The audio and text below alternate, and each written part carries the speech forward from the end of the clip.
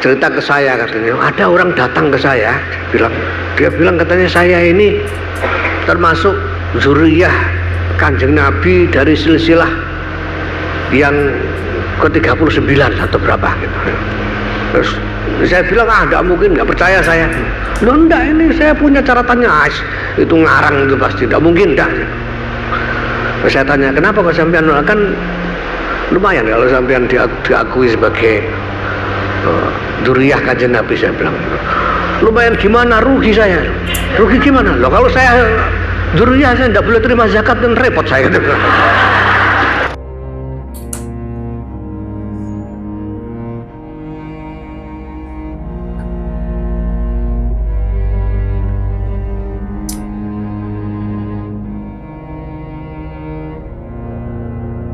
Jadi itulah alasan kenapa Gus Yahya Stakuf PBNU kita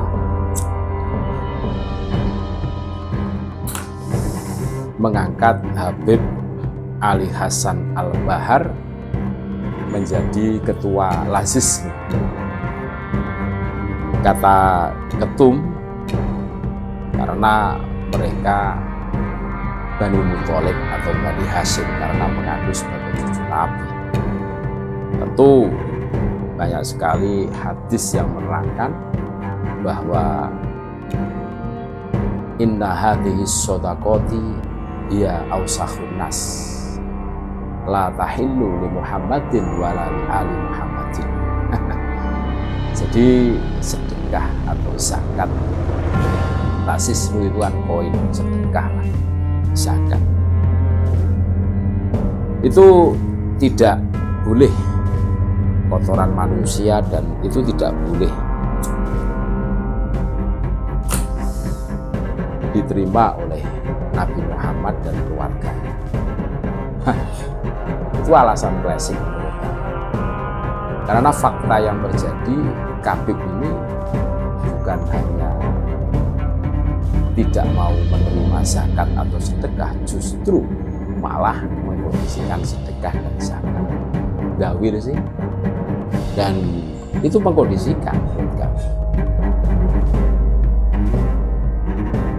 Sampai di situ itu bikin resah umat. Setiap kali didatangi Habib, teratapan kalau istilah Jawanya. Teratapan. Dan saya yakin ini bukan rahasia umum, banyak yang tahu. Teratapan, terus wah ini pasti mau dipalak, ini pasti mau dimintai uang. Kok begini? Menurut kami alasan yang klasik. Dan faktanya para Habib ini ya tidak seperti itu. Justru malah mengkondisikan menurut kami. Dawir sih. Kalau tidak mengkondisikan terus apa? Dibilang apa?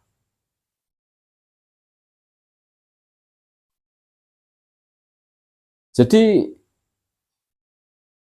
ini loh, ini menurut kami terlalu banyak berpolitik lah apa yang disampaikan Ketum PBNU. Sudah jelas-jelas Habib itu tukang dawir, tukang minta-minta. Malah didalili. Mereka tidak percaya dengan dalil itu. Wong karena mereka itu malas-malas sih. Bani Ba'alwi itu orangnya malas-malas. Dengan alasan yang diada-adakan. Kenapa tidak kerja, Habib? Suatu ketika kan ditanya seperti itu. Mereka balik bertanya, siapa yang mau menerima kami bekerja? Wah, seakan-akan dunia itu takut semua dengan mereka, sehingga tidak ada yang berani memperkerjakan mereka, seakan-akan. Ya faktanya ya banyak sih. Ya seumpama tidak bekerja dengan orang kan bisa usaha sendiri kan gitu. Dan itu lebih terhormat, lebih maslahah, lebih manfaat tentu hasilnya daripada kesana kemari, dawir, dobel, jualan nasab untuk nasib. Ini kan terjadi tuh bahkan ini bukan rahasia umum menurut kami. Jadi alasan kenapa ketua Lasisnu itu dipilih dari kalangan Habib. Nah, menurut kami ya alasan klasik, penuh politik kan gitu. Karena faktanya di lapangan tipikal atau pola pikirnya Habib itu bukan orang yang anti itu semua. Mereka menurut analisa kami itu cuma jualan nasab untuk nasibnya. Ya kalau istilah orang Jawa ya antem kromo lah, kurang lebih seperti itu. Ya tidak semuanya, cuma kebanyakan, rata-rata seperti itu. Apalagi kabib-kabib yang muda itu, yang males-males bekerja itu. Mengandalkan bikin majelis rotib, majelis simtudurur, kan cuma itu ya. Yang kosong dengan ilmu. Ini seharusnya menjadi perhatian dan dijadikan tolak ukur. Jadi apa yang dijadikan makdiroh alasan ketum PBNU kita, kenapa memilih Habib sebagai ketua Lasisnu dan Lasisnu adalah koin NU kan, ya berarti sedekah dari warga NU seluruhnya.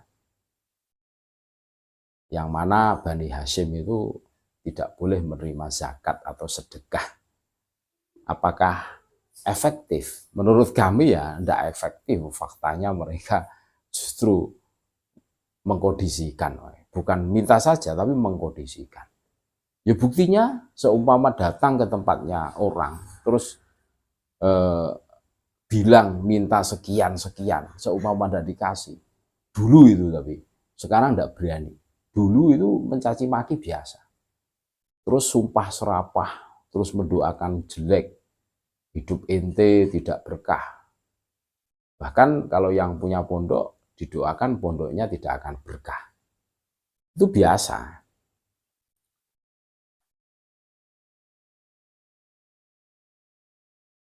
Itu fakta. Dan seharusnya Habib itu malu dengan fakta yang terjadi.